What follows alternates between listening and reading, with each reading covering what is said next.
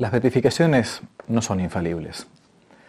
Este próximo 27 de abril, en La Rioja, República Argentina, va a ser proclamado beato Monseñor Enrique Angelelli, extinto obispo de esa diócesis y fallecido en un accidente automovilístico allá por el año 1976.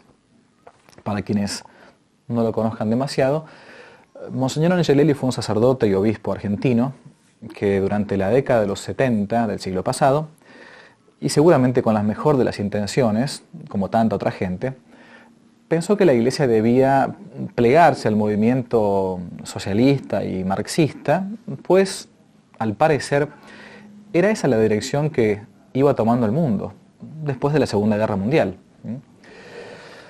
Así entonces las cosas, nos encontramos con que, por ese tiempo, Monseñor Angelelli coqueteó, asistió y hasta procuró conseguir armas para que el pueblo se levantara contra la opresión, dicen los marxistas, bajo el lema de la opción preferencial por los pobres, como si los pobres fueran los únicos que se van a salvar. Tanto era su opción por la gente sencilla, que incluso una vez llegó hasta suspender la administración de los sacramentos a un pequeño pueblo riojano, porque esta gente no aceptaba su prédica filocomunista. Su muerte por entonces no presentó dudas, pues al parecer el conductor que lo transportaba, el padre Pinto, un sacerdote que lamentablemente después con el tiempo colgaría los hábitos, dejaría el ministerio sacerdotal, manejaba a gran velocidad, hasta que en una parte de una ruta riojana, mordiendo la banquina, su auto finalmente volcó y terminó con la vida de Monseñor Angelelli. De todo esto solamente hubo un testigo que, mientras arreglaba un poste de luz, pudo ver cómo sucedió este trágico y triste episodio, que podría claramente haberse evitado con un poco más de prudencia. Años después, muchos años después, cuando los marxistas de entonces, ¿no?, que habían sido derrotados por las fuerzas militares argentinas, apoyadas por el pueblo argentino, por cierto, digo, con el tiempo, estos que habían luchado con las armas para tomar el poder en Argentina, comenzaron a llegar al poder por medio de la bendita democracia. Estos fueron a presionar a Monseñor Jorge Bergoglio, por entonces arzobispo de Buenos Aires, a que instara el proceso de beatificación de Monseñor Angelelli. Pero ¿cómo? No dirá si había muerto en un accidente. Es que comenzó a decirse, especialmente por grupos de izquierda, que los militares habían mandado a un vehículo, que nunca nadie vio por cierto, para amedrentar al automóvil de Angelelli y finalmente hacerlo despistar y desbarrancar. Sí, medio rebuscado el argumento, pero fue lo que dijeron. Es decir, querían un santo procomunista y el único modo de lograrlo era declarándolo mártir. Hasta se reabrió una extinta causa judicial que había sido caratulada y cerrada como muerte por accidente, esa fue la carátula legal, para hacerla pasar entonces por homicidio, un homicidio o magnicidio, ¿no?, la muerte de un obispo. Y esta va a ser la base principal del proceso de beatificación de Monseñor Angelelli. Ya con Francisco en el papado, todo parecía más fácil. Y Angelelli, tarde o temprano decían, sería declarado mártir y finalmente beato. De nada sirvieron los recursos presentados ante Roma por parte de abogados argentinos, sacerdotes, y hasta al menos 2 o 3 obispos argentinos. Ante la consagración para la causa de los santos, ante la consagración para el culto divino, nada. Silencio de radio. No hubo ningún tipo de respuesta. Nos consta. Es decir, el planteo era cómo poner a Angelelli como un modelo. Por un lado, al parecer fue un accidente fortuito.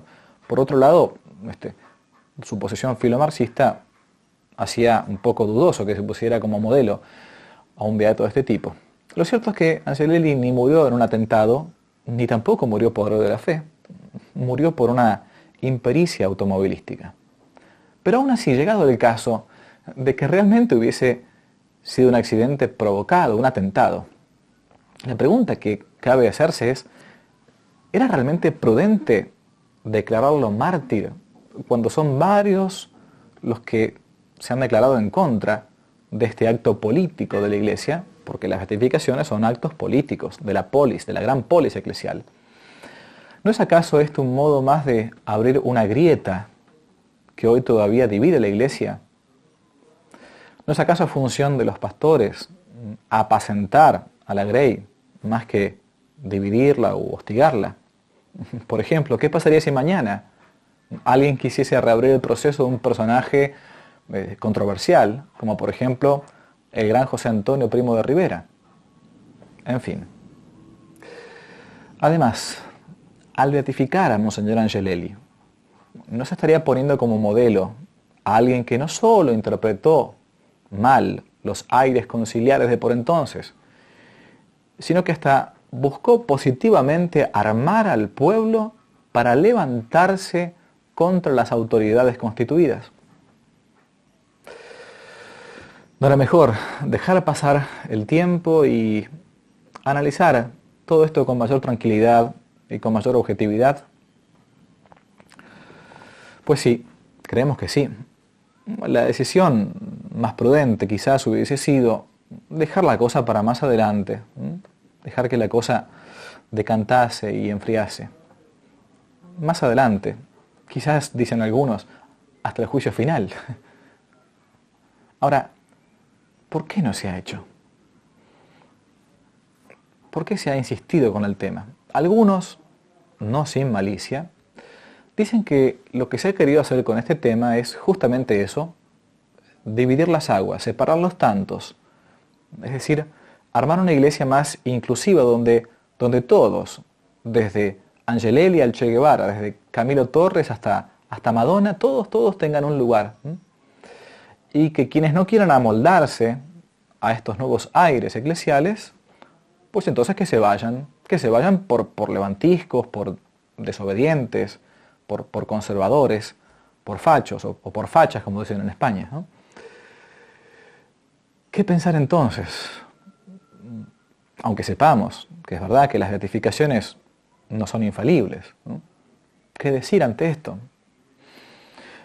En primer lugar, hay que pedirle a los verdaderos mártires y confesores de la fe que nos concedan la virtud de la fortaleza, esa que nos hace resistir, resistir en estos tiempos que son tiempos recios, resistir como lo hizo un San Atanasio, un Santo Tomás Moro o un San José Sánchez del Río. En segundo lugar, saber que no hay mal que dure 100 años, ni cuerpo que lo aguante, es cierto. Y por último, que el sentido común de los fieles, el sentido común de la fe de los fieles, por más propaganda que se haga, siempre podrá decir, este santo no es de mi devoción. Ah, además, que no te la cuenten.